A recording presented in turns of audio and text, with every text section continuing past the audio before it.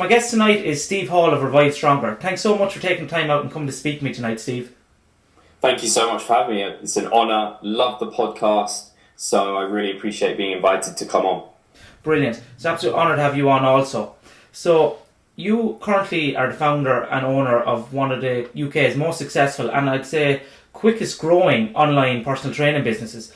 So for anyone who may not be familiar with you or your background, how did you get into the industry and what's your current work look like? Wow.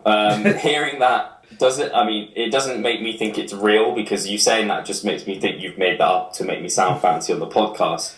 I appreciate, actually, when I look back, it has grown in a tremendous way, and I think I've maybe been quite lucky in that fact, in that we were just talking beforehand, in that everyone who has an Instagram account and lifts seems to be an online coach. Whereas when I started, really the only people I knew in the industry that were doing it were 3D Muscle Journey. So I kind of maybe had a leg up in that sense, which I think has helped. And I've also had good people to look up to, like 3DMJ, who are a great team of people. So the way I actually really got into it was a bit strange. And I don't know how, I try not to prolong this story too much, but I've always been into sport, always been into kind of keeping fit, played a lot of football at school, went to university with a geography and business degree, and it was kind of, I was good at it. It wasn't my passion, it wasn't what I loved, and I actually wanted to do economics, but I didn't do maths, so I couldn't go to any decent as many decent unis. I couldn't go to the unis I wanted to. I don't want to offend anyone. So I did geography of business, and in my second year, I was on a 10-kilometer run that I would just always do, and I used to go to the gym, I used to do this 10k run, and I was on track for an all-time PB. So when I came to some flashing amber lights, rather than being a good citizen and looking at the oncoming traffic, I decided to leg it. And unfortunately, I was hit by a van, and that kind of changed everything. And that's where Revive Stronger comes from, because I suffered quite a lot of head injuries, and I was in hospital for a long time, and it kind of really messed me up mentally and physically. I lost a lot of weight. I wasn't a particularly built guy at that time. I liked the gym. I liked to think I was in good shape.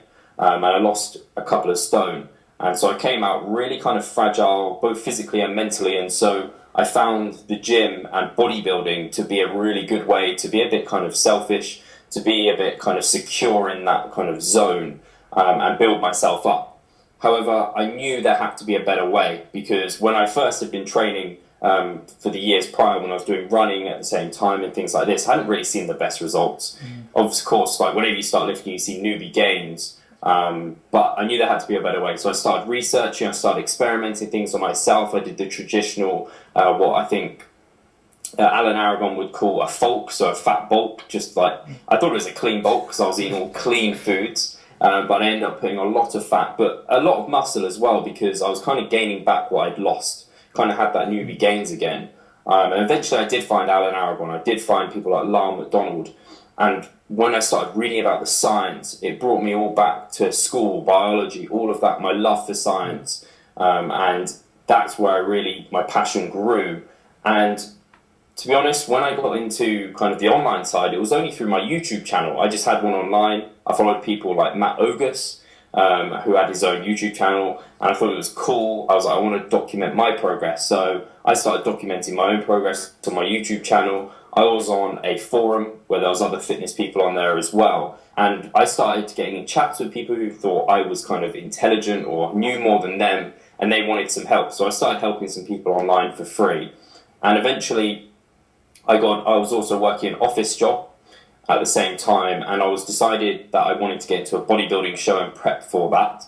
And during that time as well, beforehand, I was like, right, is this merchandising career that I want to develop where I want to go, or do I want to go eventually into personal training? So at the side of my full-time merchandising job, I was studying to become a personal trainer, just in case an opportunity arose, and one did. And in fact, it fell flat on its face, but I'd already handed in my notice. So I was fortunate enough to be living at home at the time. So I just moved, I was living at home, so I was secure there, and I started working at my local gym. So this is really where the online side developed, which is really strange because I was one-on-one at this time, and which I did for almost a year. And within that gym, there was a lot of younger guys who went to the schools in my local area.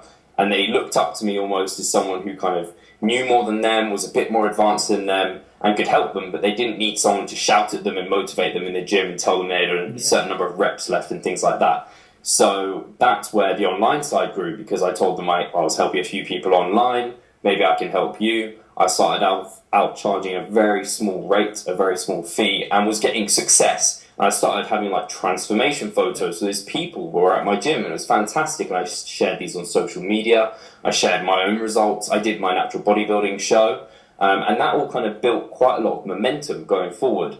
And at the time, I met a girl at my old work that I left, and she was kind of looking for a new place in London, and I'd not moved out since leaving uni. So an opportunity arose where I could move in with her. This was a big risk on my behalf because I hadn't been doing just the online side for very long, but I had been dialing back the one-to-one and going more online. So I decided just do it. I'm going to do it, I'm going to commit to it and risk it.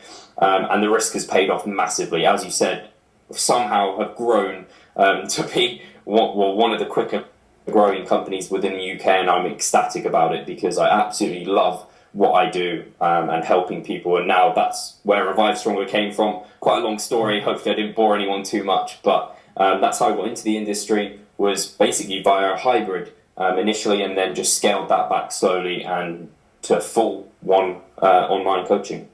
And online coaching is very attractive for people because we know that every second person now seems to be an online coach. So for you, when you moved to London, you had the option, obviously, of continuing the online coaching, but you could have also applied to work as a standard commercial gym PT. So what attracted you to go solely as an online coach? Because it is a risky venture to be, as a PT, to be solely online. You know what, that's a good question, because I did actually look to do one-on-one PT in London as well. But as a one-on-one PT, when you work for a gym, the wage isn't very good. I also found I was not very comfortable on selling myself, in terms of like, when you are a one-on-one PT, you do need to kind of get people through the door, sell yourself to them, try and sell them a package and things like that. I found that just wasn't my skill. I just wasn't very good at that. However, what I was very comfortable with was sharing my knowledge, sharing kind of helpful tips for people. And that kind of content creation online works incredibly well. And I just found I had just much more affinity for that. And I found I worked much better with the more kind of advanced trainers who you tend to get online, who tend to know a bit more. And I found a lot more satisfaction out of helping them than I did with the one-on-one stuff. But I definitely did. I tried to find one-on-one PT work within London, but starting from the bottom up is quite difficult as a PT. And especially when you're not one who likes that kind of, you are in effect a salesman.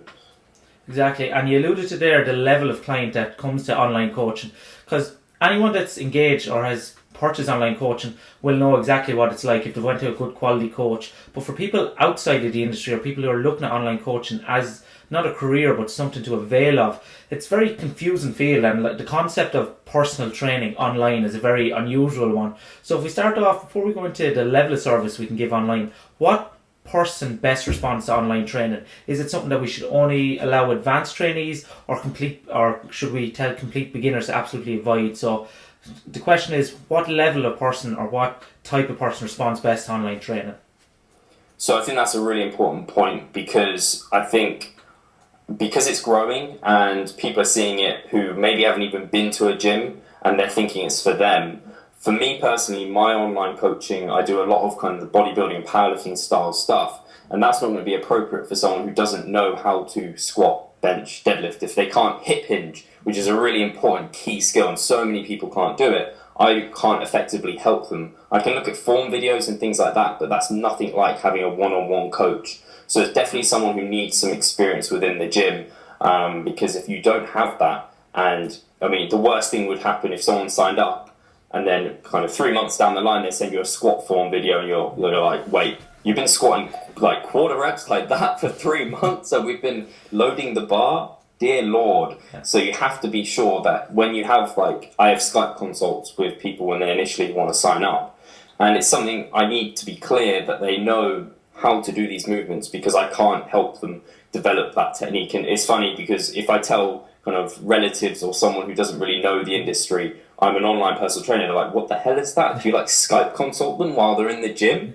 No, that's not how it works.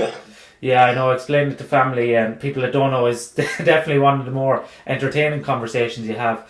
And you, similar to us, do screening for all your clients, because most online coaches I tend to see will take absolutely anyone, everyone that you can purchase the online coaching there and then on the site without actually ever speaking to your prospective coach. So I know it's been invaluable for us, but for you, the growth of your business, how important has client screening been to you? So yeah, it's definitely so important.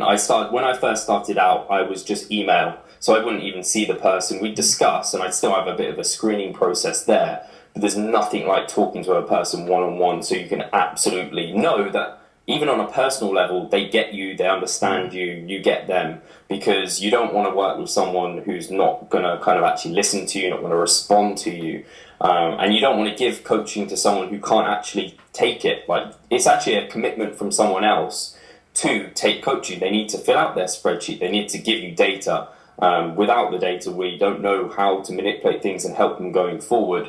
And they have to be committed and really want it. And that's why actually something that you wouldn't necessarily think has helped my company grow is raising prices. Because when I was first very cheap, I used to attract a lot of people who were just kind of winging it, and they then wouldn't fill out their spreadsheets. As I increased prices, I got better clientele, and that helped me tremendously. But obviously, you can't do that right from the get-go, but you can screen right from the get-go. You have to have that understanding with people that there is a commitment on both ends.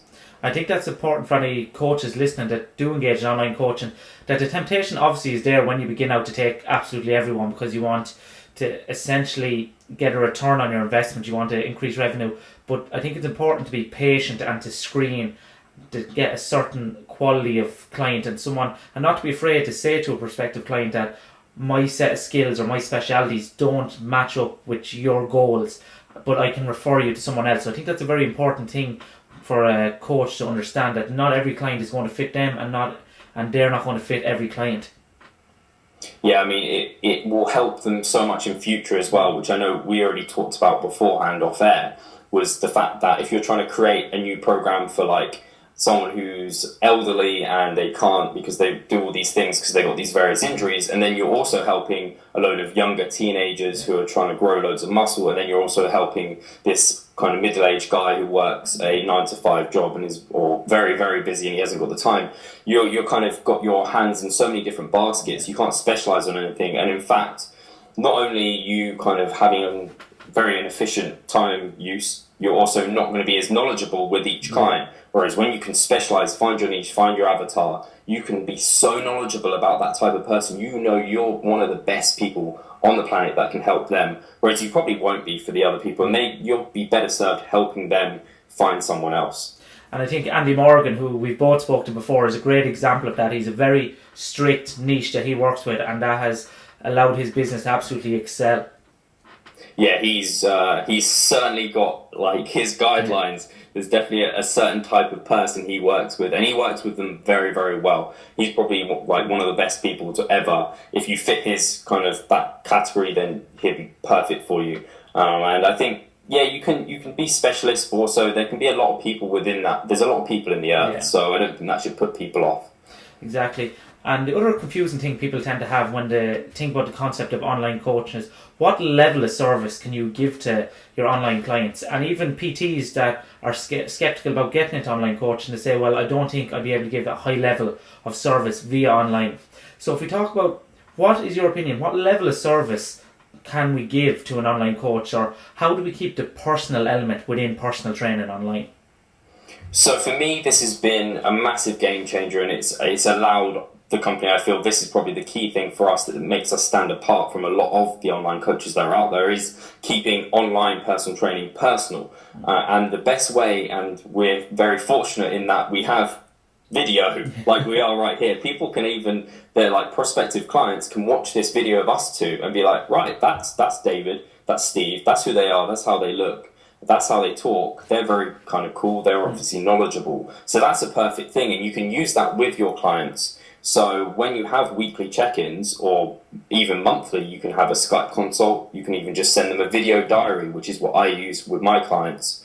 And I found that to be tremendously successful. And people are much more open via kind of video, and also you never get kind of your wires crossed because you can say something typed out and it sounds awful, but when you actually have a video of it, it just is so much better. You can get a real understanding for people because everyone's very unique in the way that they respond, and some people kind of you need to be a bit hard with them, and other people they need that softer touch because they're very hard on themselves as it is.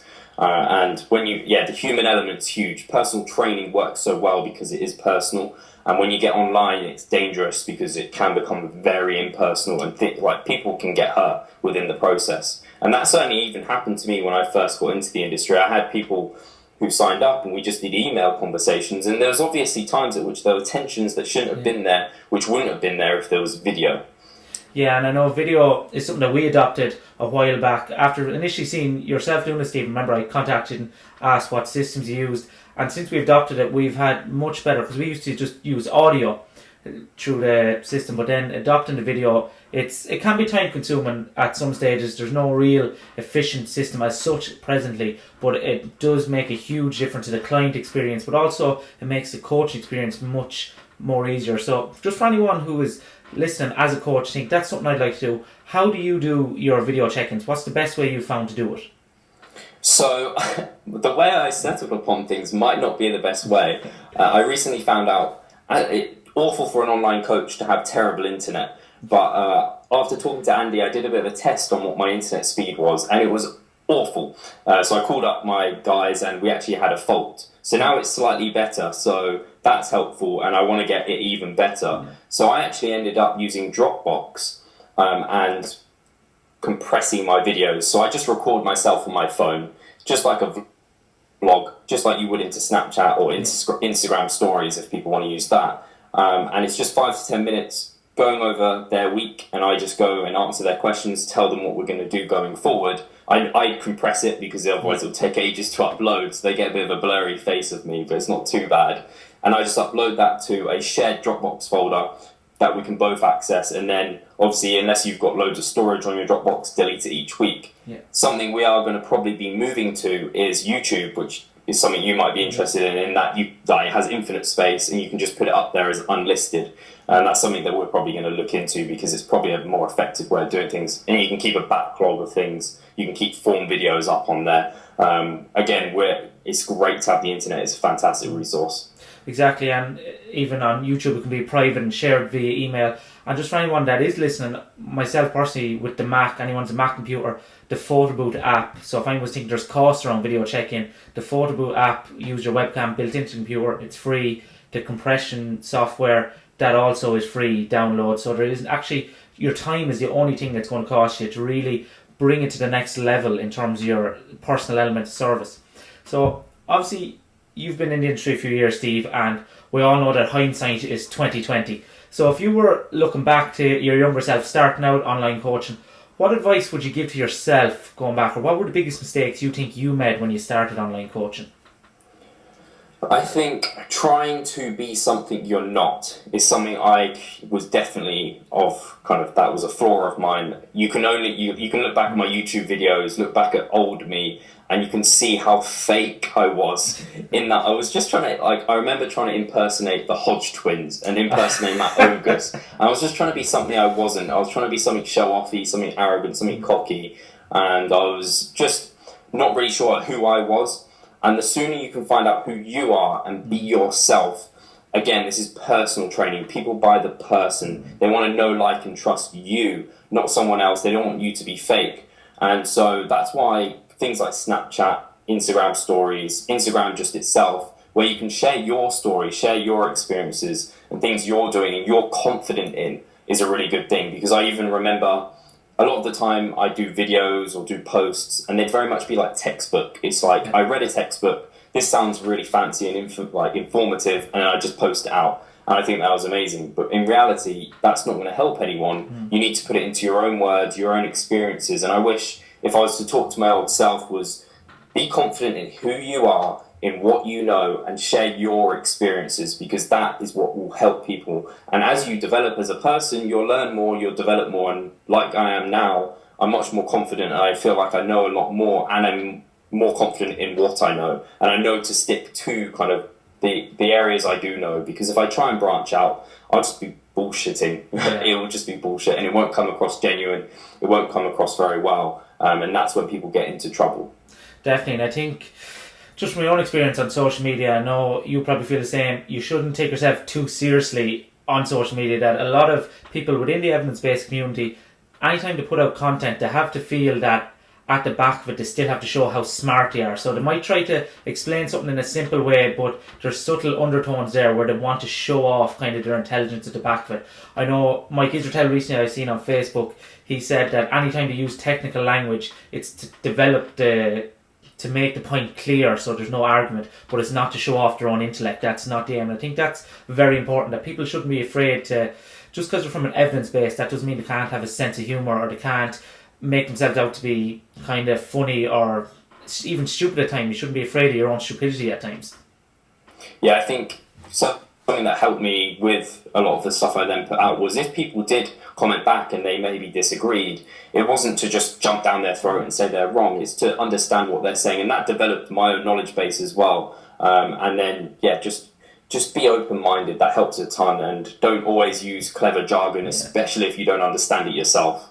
I think while we're on that topic of, obviously, you're saying the importance of putting yourself out on social media, I think from what I've seen, a lot of coaches, when they start out on social media, they can be sometimes guilty of not knowing, to quote, say, Luke Johnson, not knowing their avatar, who they're writing for. Because many coaches, I know I've been guilty at it when I first started up HPA and putting out content, you tend to write in a style and with a level of information that it seems to just impress, or subconsciously impress, other coaches or other trainers at your level, where you're not writing to your avatar. You seem to be writing to show off your intelligence again in order to impress people maybe at the same level or higher than you in the industry, where that's all well and good and gain respect. There's time and place for that, but if you're looking from a business perspective, you have to write to your avatar, to your prospective clients, people you're trying to help. Do you think that's something that people sometimes can be guilty of, Steve?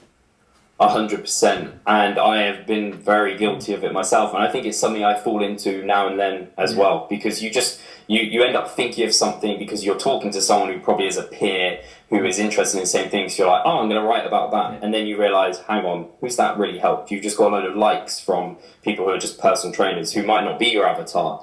Fortunately, I think for myself is a lot of the time I end up putting out information I like and stuff I've learned and putting it slightly simpler. So then I do actually end up attracting my avatar, which is basically someone who's slightly below me in knowledge base, who wants, or even as equal to, but just wants someone to have there on their side, to be accountable to. And I think that's fortunate for myself, but I can see how, especially if I'm honest, I don't post out a load of information about like diabetes or extreme fat loss from obese people and then coming down. I keep to powerlifting and bodybuilding. Everything you can relate back to those things. For me, just lucky enough, that's my absolute interest. So it makes life a lot easier like that. Perfect. Now, next thing I'm going to go into is for any online coaches, and we're talking about efficiency with online coaching, because one of the main reasons we see people either leave online coaching or dislike online coaching is that they find it very time consuming, and they're very inefficient with their time, and they can say, well, I can make 50, 60 euro or pounds, say, per hour as a PT in a gym, where for the equivalent of 50, 60 pounds or euro will take me 3-4 hours online developing templates and doing this, that and the other. So inefficiency is a big problem with online coaches. What would you say are the best tools you would recommend for increasing efficiency in your online personal training business? So I think probably the biggest two, the first one would be having formal kind of set up spreadsheets. So these don't have to be, they don't have to have bells and whistles, they don't have to be fantastic, and you will develop them over time, and I definitely have. But you definitely want to have something that works, that has collects the information you need, and use that as a base and keep that for a period of time, and don't keep trying to develop things and add new bits in all the time, because you'll end up just getting confused. It'll take you ages. And once you've got these, and if you have similar clients, like you do have an avatar, you can just duplicate programs and then make the tweaks necessary for that person.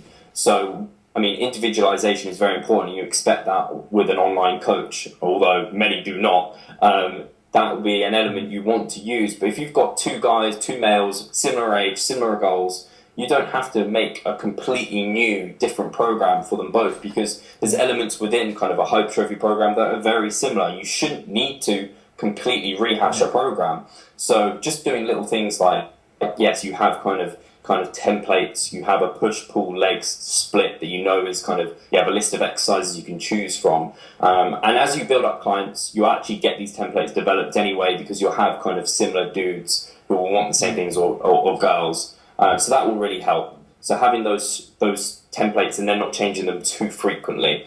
And then the second one is that something I am developing over time, and it's kind of coming into practice, is setting out clear expectations that you expect of your client and they expect of you. So something for me that's been a real help is that I expect the people to have their videos and their spreadsheet updated the night before their update day. Because if I want to work early, and I do get up quite early, and I want to get into work and get it kind of out of the way, as best, well, not out of the way, but I want to get through it and dig into it because I work best in the mornings. So if they delay that really messes up my day. So I have to, if you lay that out from the get-go, they've paid their money, they've understood the terms, the conditions, what they're meant, what is expected of them. That makes your life easier, and in fact, they get a better service. Yeah. And you can go as far as being like, right, with these videos, I don't want you walking down the street and videoing yourself. I want you to sit down, having written some notes, and talk into the camera for 5 to 10 minutes and really open up. And that's something I'm still trying to develop because, as anyone is, you're trying to develop the best practices as you go. But those are probably two key things. Having kind of formal templates that you know have the information you need and you're happy and confident with those, and don't develop them all the time and don't spend ages developing new spreadsheets for every single different client. And then the second one, having clear systems kind of from the get-go so you both have an understanding. They're not just emailing you every day expecting a check-in or kind of giving you physique photos every week if that's not what you require, because they're doing stuff, they're a bit confused, you're getting too much, and it will just form a bad relationship from the get-go. Exactly, and I find that this much more structured and stricter approach right from the get-go gives off a much more professional look and a professional feel for prospective clients, and it's actually something that coaches may be afraid to do. They might be afraid that they'll scare off their clients, but actually it tends to work the opposite way, that clients respond to this higher level discipline. So Steve, you fortunately in the last few weeks have been in the very favourable position to expand your business and take on a coach. So first of all, we know that with online coaching as PT there is a maximum number of clients we can handle. So first of all, how do you decide it's time to expand your business rather than just cap your client numbers? How did you come to that decision that it's time to take on another coach instead of just capping your coaching numbers? So for me, when I first got into, after the first probably few months, I realised that I didn't want to be a solo worker. I wanted a team around me because I love talking to other people, and I think someone recently asked me, like, how will you use this extra coach? And I kind of coined the term team brain. We'll develop a team brain in that they can look at certain research, bring that to the floor. I can look at stuff, bring it to the floor. Our experiences can come together. We can develop a business that's bigger than both of us, and that's what I always wanted. That was my dream, for something bigger than me. So I knew there was always going to be a time at which I wanted to bring new people on. And once I got to kind of a point at which I was at capacity and I could see I had people on my waiting list, that's when I was like, right, Steve, you're not advertising coaching kind of positions. People are just coming to you, kind of just finding you over social media or whatever it might be. This is the time you need to expand, because you can actually help someone who maybe is at Pascal, who is the new coach, who wants to get into the online industry but hasn't got the base, and I've already got that for him, so I can escalate his process through that massively, and I feel great that I can help him. I feel great that the company will grow, and I feel great that we can help more people, which is what it's all about and why we all get into personal training. So it is a difficult thing though, because you have to put your trust into someone, and if you've ever been bit in any situation in business online and things like that, they happen, and it's really tough. And so to find that person, and this is why I had such a thorough process kind of bringing them in.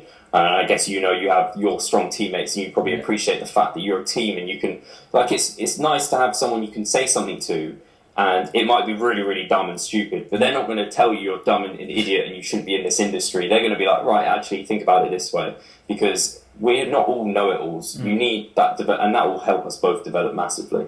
Exactly. I know with my own team here, one of the features we've found has really improved our things. So everyone that comes to us get assigned one of the coaches. So say to get myself as a coach, I design the program, but every program we guarantee is overseen by the other three guys and then I have to defend that program to them. They'll come back with questions. Well, why are you doing this? Why you choose to do this method? And then I have to defend it back. So if there's any even slight slip up on my part or anything that's a bit skeptical, I will be pulled up on it, where you don't get that as a solo online coach. And obviously you had a very rigorous selection process. What attributes do you look for in a prospective coach, Steve? So I think I can't remember the attributes that Eric Helms laid out, but he had some very good, like a list of attributes. And some of the ones, I mean, off the top of your head, you can think, okay, they need to be very smart. They need to know the scientific principles of nutrition and training. They need some experience. That stuff is all very important. And they need to have, to a degree, they need to have that and have confidence to be able to coach people. That was a necessity for me, and that did weed some people out who didn't have that experience, who maybe weren't confident enough to actually take on a client from the get-go. But the key thing for me, and the reason Pascal got the role, was he had such a strong affinity for the brand, but also helping people. He's a massive people person, like myself, like you are, and we really have people and their best interests at heart. And that's what it all comes down to. And if anyone was to ask me, like, what differentiates you as a coach, it would always be, I will always work my best and hardest to help you as a person, and I will always give you my best efforts. There might be people smarter than me, but I can always tell you that I will always do my all, because those smart people, they might not have the time, they might not have the kind of love to help people, but I always will. So that for me was really important. Having people skills, being kind of grounded, being knowledgeable is important, but not as important as those kind of understanding people skills and just being a good person. It kind of comes down to. Exactly, I 100% agree, Stephen. I remember having Eric on myself, and I think the number one he stated attribute of a good coach is, obviously you have to have the science to experience all this kind of thing, but emotional intelligence. He was very clear on that. Emotional intelligence was the number one attribute of a good coach in his opinion, and I think that's something that really should resonate with a lot of people. That online coaching, a lot of people see it as, to be honest, a get rich quick kind of thing. Anyone that has got to a certain level of fitness in the gym believe that, you know, I can give my program to people and they'll pay me just due to my physique. But effective online coaching, you really have to have an emotional intelligence and understanding of other people, that it's not something you should jump into just as a kind of a side gig, like I need some extra money, I think I'll just do some online coaching. And the other thing, obviously, with taking on other coaches, Revive Stronger was yours from the beginning, and I know, like myself, with any company you begin, that is essentially your baby, and everything you put out, you want to be 100%. Every post on social media, people say, well, it's only a Facebook post, or it's only an Instagram, or whatever. I even know myself, last night I put out a YouTube video today, and my girlfriend rang me last night. Sure, did you know there's a little typo? If you look at the previous one, in the chart there was participant 1 to 10, and I can't remember rep max, but in the title it said participant, and there was an accidental number 1 at the end of the word participant. Nobody probably would have seen that or even cared, but I had to get straight on the laptop and pull that video off YouTube. I wasn't happy with that up there, and re-edit it. So that's kind of level of meticulousness and kind of standard you set for yourself when you're putting out something that is your own brand, something with your name attached to it. And one of the things people can struggle is trusting other people to post and represent your brand. So how difficult initially have you found it to allow other people to post under your brand, or what kind of advice would you give to people who may struggle with delegation?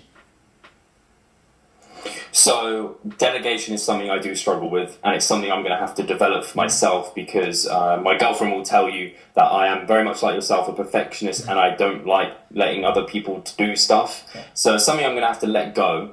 But I think as a coaching team, you can do some things to make sure that you get that right and you don't kind of screw things up. In that you have your brand, so you have your logo that can go on things, that obviously gives you some affinity. You have your texts that you use, so I know our texts and I know our colours that I want kind of infographics to have, and making sure the team use those. And then also, I think an easy thing to do is to make sure that you're all on the same page in terms of kind of your understanding of topics, which is something that I think is really important, because you obviously don't want to, one person doesn't want to have a completely wild approach, like, okay, everyone's on keto, and then the other person being like, no, carbs are amazing, everyone should have all the carbs, because that's just going to look silly on kind of the whole team's behalf. So you need to have kind of a strong kind of understanding that you're both on the same page on that regard.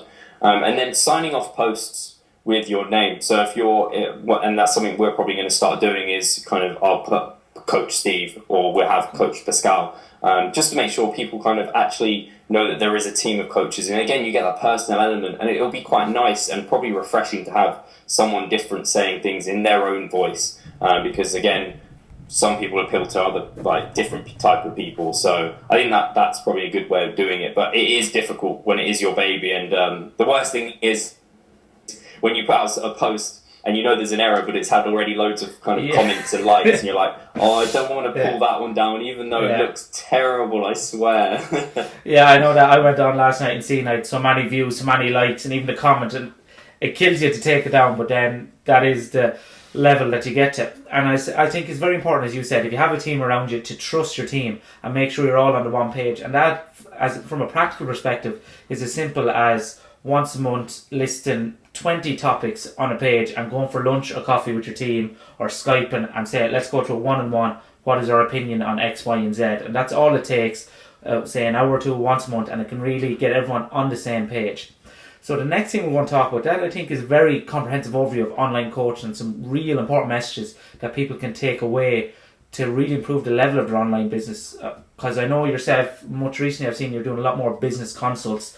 So these are the type of things that people need to learn. So if you were to give, let's go with 3 key tips that is the most common thing when people come to you for a business consult. What are the 3 main errors people are making with their online training business?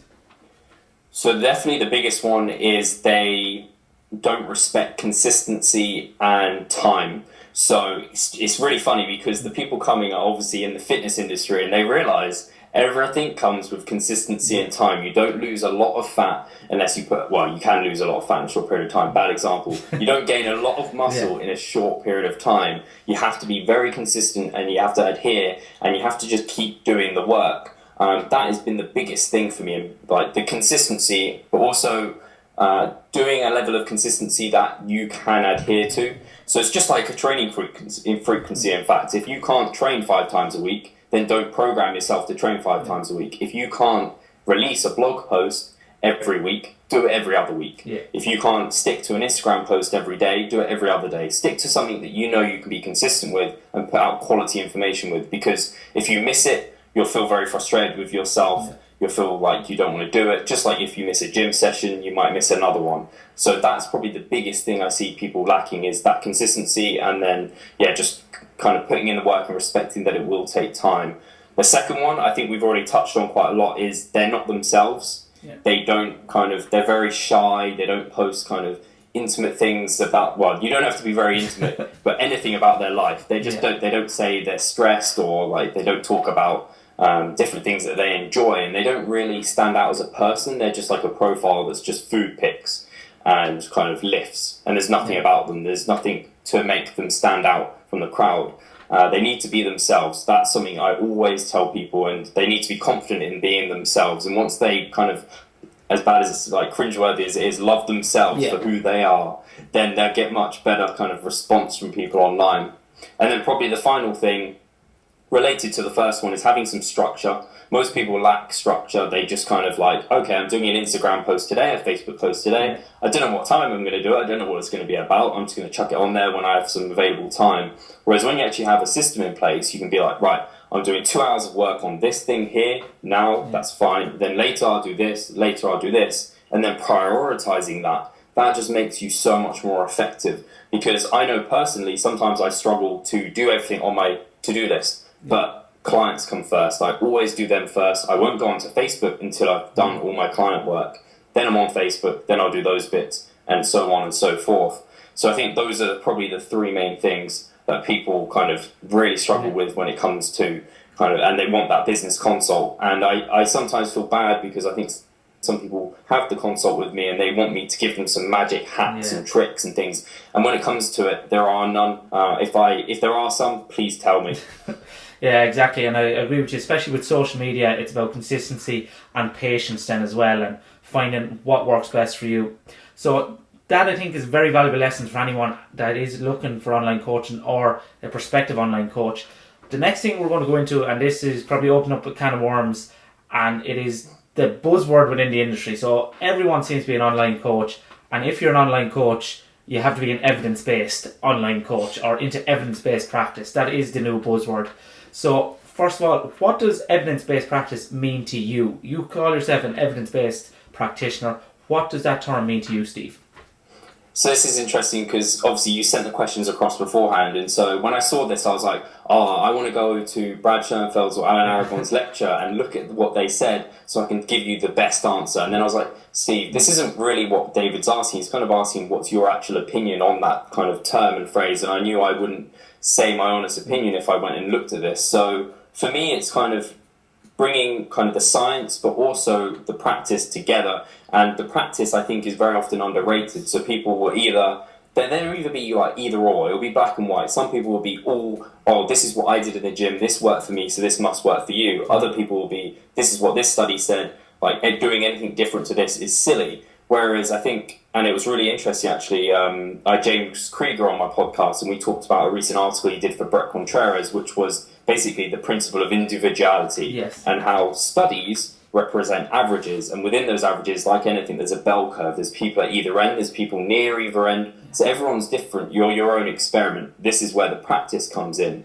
And as an online coach, you work with people and you see like people respond very differently. Like an example would be, for me, I give people diet breaks. Some people, weirdly, will lose loads of weight over their diet break. When you expect, they're increasing their carbohydrates, they're increasing their food volume, their total calorie count. So they should gain weight, probably, really, when the science would say that, but they don't. And then you try and explain there's reasons, cortisol drops and things like this, but everyone responds differently. Yeah. So I think that's really where kind of evidence-based practice comes in is, yeah, you take the science, but science, and very often science is behind. And I know Charles Poliquin, I've actually been listening to quite a lot of his stuff, and I know he gets kind of, someone called him Lolaquin or something, I just remember that. But I know he's been grilled as like a guru by Brett Contreras and things like that. Yeah. And he does talk about how he's like, the science is always behind. Quite often it is. In reality, it is kind of, and sometimes the kind of bros have been doing things and they don't really know why, but they've got good results from it. And then science comes out and kind of says, "Oh, actually, there's some truth to that. Like frequent protein feeding. Oh, there's actually like some good evidence that suggests that's a good idea." So I think it's always good to keep an open mind with both practice and the science. And like on my Instagram, I have the quote, which is from Mike Israetel: "Science is the surest truth to the..." Wait, science is the surest truth to the is the surest path to the truth. I can't even remember the own quote. So science is always going to have to be the background to your practice, I think. So that's kind of, in a roundabout way, my view of it. Exactly, and I 100% agree with you, because everything within the fitness industry is black and white for a lot of coaches, but true evidence-based practice is, as James Hoffman says, blending the two of them. He was on my show and he was saying that, and the concept of individuality is huge, because if there's one thing people have to take away from research is that any research is looking at the mean change, so the average change in a group of people who are not you, who you're not the average person. There was actually, I think, a very good video spamming your Facebook group today about that concept. I think, Steve, people should go there, check that out. But I think because a lot of people that are involved in evidence-based and call themselves evidence-based don't actually understand research as such. Like, just reading the conclusion of a paper and going by exactly what that says is not, because interpreting research is a skill, and that's what forced us to put out some videos about basic concepts of scientific research.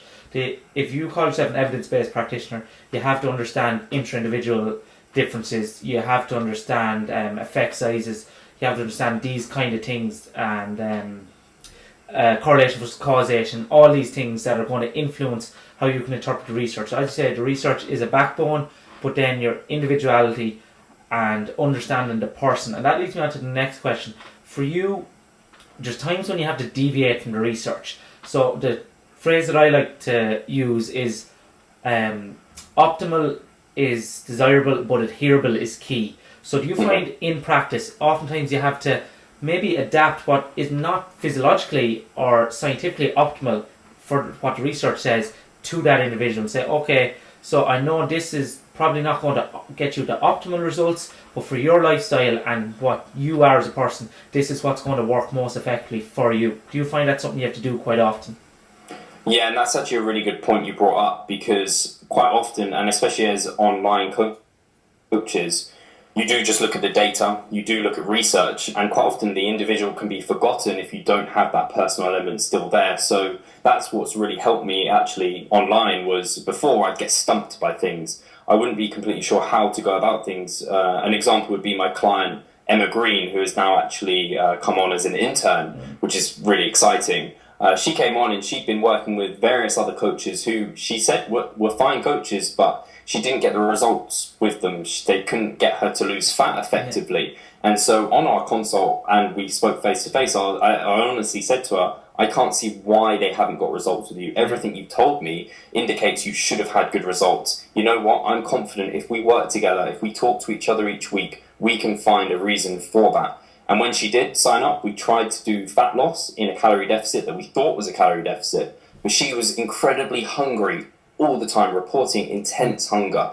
And to me, that was an obvious sign that something was not right. So we built up her calories. She actually had a very adaptive metabolism and it was on huge a number of calories for her kind of body weight. And we found that, in fact, when we do diet down, she really reacts badly to that. And she's very reactive to calorie intake. And so when we built calories up and then brought them down, we implemented refeeds. And obviously we know refeeds aren't necessarily having that huge physiological response right now, but for her they do. They work incredibly well for her, and so a weekly refeed keeps her on track.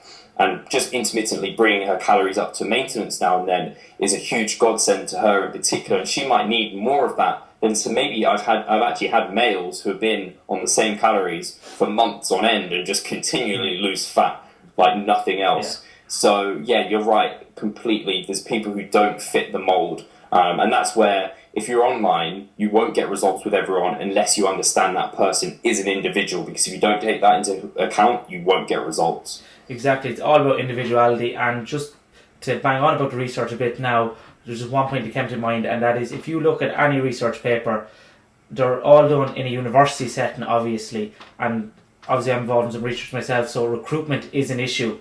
So for that, most studies go for the closest people they can find, and that is college students.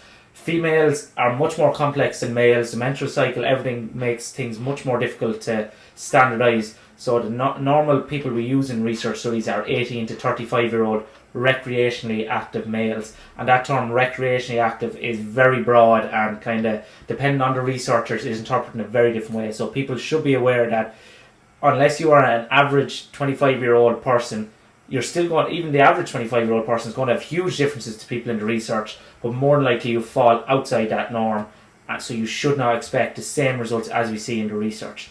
So before I ask you the final question, Steve, where should people go if they want to find you, follow your stuff, and get in contact with you? So thank you, and people can find everything at revivestronger.com. If you go there, you'll be able to find my Snapchat handle. You'll be able to find each of our coaches' kind of Snapchats, Instagrams, all of that. And you'll also be able to find our podcast, which I would, if you like David's stuff here, which is fantastic, and I assume you like it if you're listening to this, then you'll love our podcast as well. We've had some very similar guests. We're very similar guys, and we share a lot of the same thoughts and feelings about things. So I advise them to go check that out. The podcast's on the website as well. Definitely, and I can personally vouch for that one myself, Steve.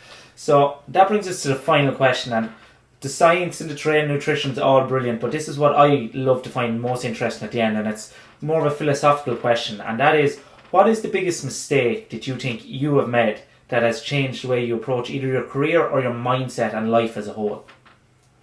Yeah, I remember you said, this question is a tough one, and it's, for me, it's being that open-mindedness and not kind of viewing things so much in black and white and not taking things for granted. So it's really strange because obviously I did that from the get-go when I found Alan Aragon and kind of Lamar McDonald, and they massively challenged my views. Yeah. Now, I'd seen results doing what I had been doing, just not maybe the best results. So then I trialed what they were saying, and I tried like macros and actually being a bit flexible with my kind of diet and allowing some treaty foods, and I saw great results. And that kind of allowed me to adhere better. I saw better results. And then even recently, talking to Mike Israetel, who I have actually not been in contact for that long, like a good couple of years now, and he challenged some of the things that I thought I knew from them. And he viewed it on another angle, and it was fascinating to me because I'd never even thought to think about it like that. So philosophy-wise, just thinking outside the box, constantly challenging my own perceptions and beliefs about things, which is really tough because you kind of don't want to just like spin your wheels and continually think you're doing the wrong thing. But coming back to those principles really helps me with that. So yeah, keeping an open mind, coming back to the principles, kind of those really have helped drive my success, I feel. Brilliant, and I think that's a very important message that people should get from the outset. Nothing actually is black and white, so it's a very important message. Absolute pleasure speaking with you tonight, Steve. Thanks so much for giving up your time and coming on and chatting with me. I really enjoyed the conversation, so thank you so much. Brilliant. Thank you very much for having me on, and I hope your viewers get something from this.